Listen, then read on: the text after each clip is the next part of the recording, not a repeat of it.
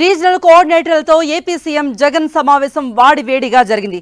Regional coordinators కు కీలక బాధ్యతలు అప్పగించారు సీఎం జగన్.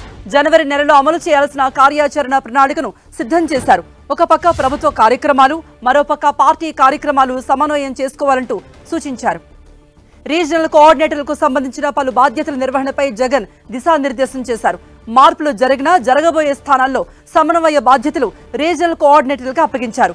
నియోజకవర్గాల వారీగా సమీక్షలు పెట్టాలంటూ ఆదేశించారు సీఎం. కొత్త పాత ఇన్ఛార్జీలతో ముఖ్య నేతల్ని సమన్వయం చేసేలా చర్యలు తీసుకోవాలని ఈ సమావేశంలో ప్రధానంగా సీఎం జగన్ వారికి చెప్పారు. రీజనల్ స్థాయిలో మార్పుల వివరాలు రీజనల్ కోఆర్డినేటర్స్ ఇచ్చిన జగన్ మార్పుల ప్రకటన వచ్చేంతలోపు ఆయా స్థానంలో పరిస్థితులు చక్కబెట్టాలని ఆదేశించినట్టుగా తెలిసింది.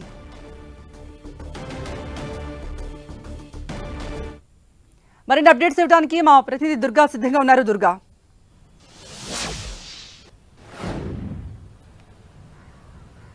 కృప, నిన్న జరిగినటువంటి రీజనల్ కోఆర్డినేటర్లతో సీఎం జగన్ సమావేశం అనేది చాలా కీలకమైనటువంటి సమావేశంగా చెప్పుకోవాలి. ఎందుకంటే ఎన్నికలకు ఆల్రెడీ సిద్దమవుతున్నటువంటి వైఎస్ఆర్సీపీ దానికి అనుగుణంగా ఎలాంటి వ్యూహాన్ని అమలు చేయాలనే దానిపైన కూడా నిన్న క్లియర్ గా రీజనల్ కోఆర్డినేటర్లతో సీఎం జగన్ చర్చించారు. అయితే ఎన్నికలకు ఇంకా 100 రోజుల సమయం మాత్రమే ఉన్న నేపథ్యంలో ఈ రోజుల్లో ఏం చేయాలంటే షెడ్యూల్ వచ్చేలోపు ప్రభుత్వ పరంగాను అలాగే పార్టీ పరంగాను ఏ కార్యక్రమాలు చేయాలనే దానికి సంబంధించి రూట్ మ్యాప్ అంతా కూడా నిన్న రీజనల్ కోఆర్డినేటర్లకు సీఎం జగన్ ఇచ్చినట్టుగా తెలుస్తుంది. ఇందులో భాగంగానే జనవరి నెలలో ప్రభుత్వం తరపున అమలు చేసే కార్యక్రమాలు, ముఖ్యంగా పెన్షన్ పెంపు, ఆసరా అలాగే చేయూత సంబంధించినటువంటి కార్యక్రమాలు ఏ విధంగా నిర్వహించాలి, వాటికి సంబంధించినటువంటి వారోత్సవాలు ఏ విధంగా జరిపించాలనే దానికి సంబంధించి కూడా ఒక ప్రణాళికను సీఎం జగన్ రీజనల్ కోఆర్డినేటర్లకి ఇవ్వడం జరిగింది. దీంతో పాటు విజయవాడలో నిర్మిస్తున్నటువంటి అంబేద్కర్ విగ్రహానికి సంబంధించినటువంటి ఓపెనింగ్ అనేది జనవరి 19న చేయాలని ఆల్రెడీ నిర్ణయం తీసుకున్నారు. కాబట్టి దానికి సంబంధించి రాష్ట్ర వ్యాప్తంగా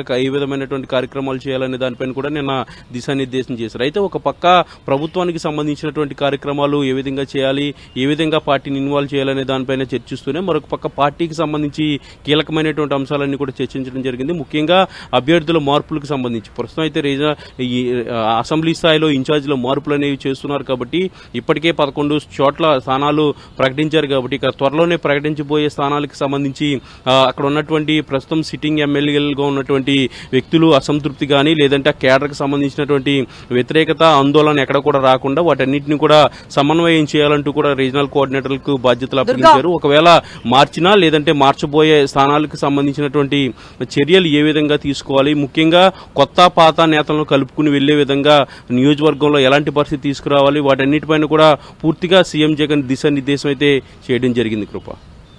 ఓకే దుర్గా.